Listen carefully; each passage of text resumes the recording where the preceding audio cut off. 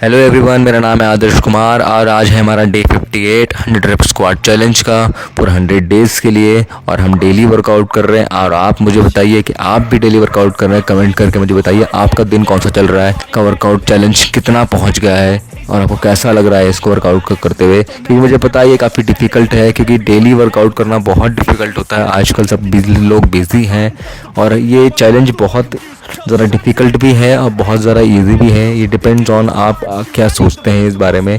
आप जब भी वर्कआउट करते हैं या सुबह जब उठते हैं तो आप यही अपने आप से पॉजिटिव टॉक कीजिए, आज का दिन अच्छा जाने वाला है, वर्कआउट अच्छा होगा, जल्दी होगा, ईजिली कर दूंगा। ये चीज़ें पॉजिटिव टॉक हमारे लिए बहुत ज़रूरी है। आप नेगेटिव टॉक करते हो, उससे आपको बहुत सारी चीज़ें बुरी मिलती हैं पूरे दिन में। अब तो आप पॉजिटिव टॉक कीजिए। जहाँ पैसे खर्च नहीं हो रहे वहाँ पे तो ये चीज़ कर ही सकते हैं।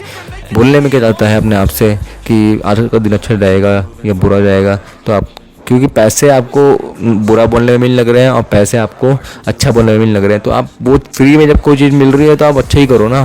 तो इसीलिए आप अपने आप से अच्छी बातें कीजिए और अपने बारे में अपने आप से सच बोलिए। और जो चीज़ आपको चाहिए सिर्फ उसी बारे में बात कीजिए, जो चीज़ आपको नहीं चाहिए आपको उस बारे में बात नहीं करनी चाहिए। तो आप अपने आप से हेल्दी खाना खाइए, अपने दिमाग को भी अच्छा खाना खिलाइए, बुक्स पढ़कर, किसी इंटरव्यूज़ को देखकर, अच्छे इंटरव्यूज़ जो बड़े लोग आपको कुछ सीख दे सकें, वो उस टाइप के इंटरव्यूज़ देखिए।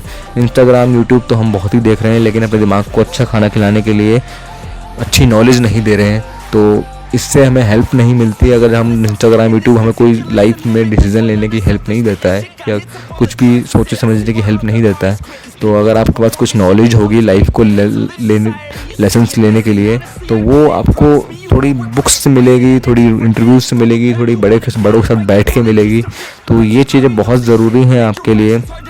खाने पीने पे ध्यान दीजिए, अपने फाइबर वाला फूड खाइए। आजकल सब लोग प्रोटीन और फैट्स में ज़्यादा चले गए हैं, कार्ब्स पे फोकस कर रहे हैं, सब लोग इन तीनों चीज़ें फोकस कर रहे हैं, लेकिन फाइबर पे कोई फोकस नहीं कर रहा, पानी पे कोई फोकस नहीं कर रहा, सोने पे कोई फोकस नहीं कर रहा।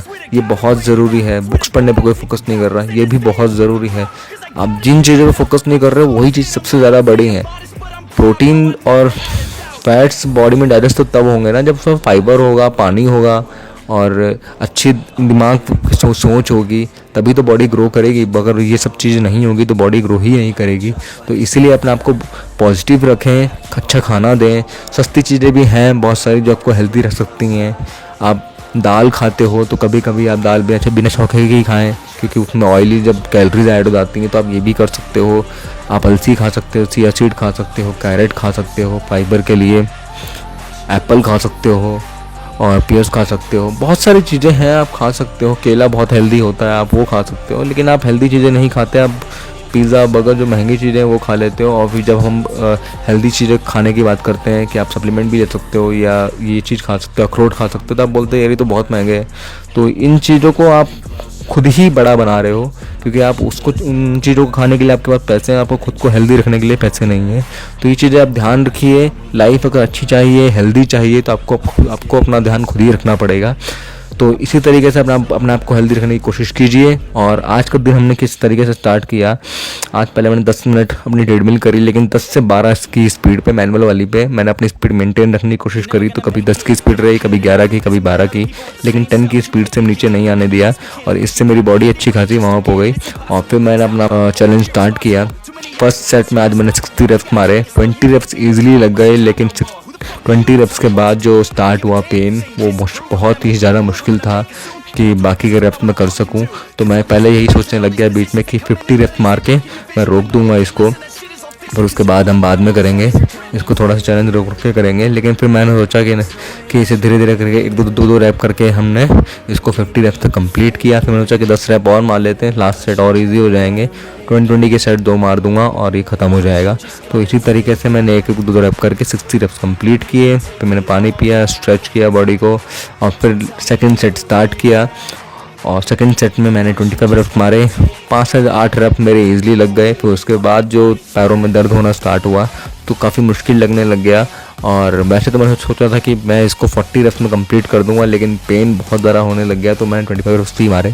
फिर मैंने स्ट्रेच किया, पानी पी के हल्का सा रेस्ट किया और लास्ट 15 रेप्स अटेम्प्ट किए, जो कि काफ़ी मुश्किल थे। 5 रेप आराम से लगे। 5 रेप के बाद जो लास्ट 10 रेप थे वो काफ़ी मुश्किल थे, सबसे मुश्किल हिस्सा पूरे 100 रेप चैलेंज का। और फिर हमने इसको 1-2 रेप करके कंप्लीट किया। फिर आज हमारा शोल्डर का वर्कआउट है, जो हम आजकल स्क्वाट के साथ अब बाकी बॉडी पार्ट्स भी ट्रेन कर रहे हैं। तो मैंने आज सीटेड शोल्डर प्रेस मारे, नीचे बैठ के ज़मीन पे पैरों को आगे रख के 8 से 12 रैप 3 सेट। फिर उसके बाद मैंने आर्नोल्ड प्रेस किया 8 से 12 रैप 3 सेट। और उसके बाद फिर मैंने एब रोलर किया 3 सेट 12 रैप मारे मैंने। और इस तरीके से हमारा वर्कआउट कंप्लीट हुआ। फिर उसके बाद मैंने 10 मिनट ट्रेडमिल की अपनी 10 की स्पीड पे, जो कि काफ़ी मुश्किल थी। और इसी तरीके से हमने अपना दिन कंप्लीट किया। और मुझे उम्मीद है कि आपने भी कंप्लीट किया होगा। वजन बने हुए हैं और वर्कआउट करते रहिए, हेल्दी खाना खाइए। Thank you so much. Make them take it all back. Don't tell me you believe that. Are you just gonna take that?